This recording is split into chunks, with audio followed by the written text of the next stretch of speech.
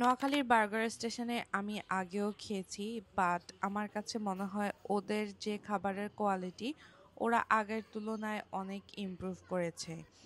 আর আমরা যারা রান্না করি বাসায় তাদের ক্ষেত্রেও খেয়াল করবেন যে একজন রাঁধুনির হাতে কিন্তু সবগুলো রান্না খুব একটা পারফেক্ট হয় না।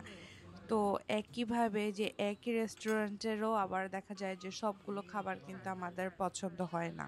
তো সেদিন আমরা খেয়েছিলাম ডাবল ডেগার বিফ বার্গার, সেটাতে ডাবল লেয়ারের চিজ ছিল আর খেতে অসাম ছিল। মানে আমার মনে হয় মানে এর আগে যতগুলো বার্গার খেয়েছি সবগুলোর হিস্ট্রিকে সে বিট করে দিবে। আর সাথে ছিল বাফালো চিকেন, যেটা খেতে অনেকটা চিকেন ললির মতো টেস্ট, বাট বারবিকিউ সসটা দেওয়ার কারণে টেস্টটা খুবই এনহ্যান্স করেছিল।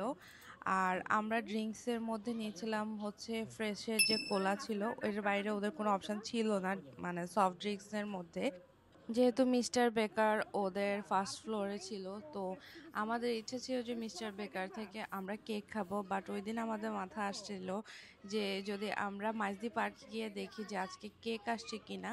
যদি কেক আসে তাহলে নতুন কিছু ট্রাই করার মধ্যে তো একটা অন্যরকম মজা আছে। তো সেটা চিন্তা করেই আর মিস্টার বেকার থেকে, কারণ মিস্টার বেকারের কেক তো অলরেডি আমাদের টেস্ট করাই হয়েছে, তো আমরা সেখানে আর না দাঁড়িয়ে সরাসরি মাইজদি পার্কে চলে যাই।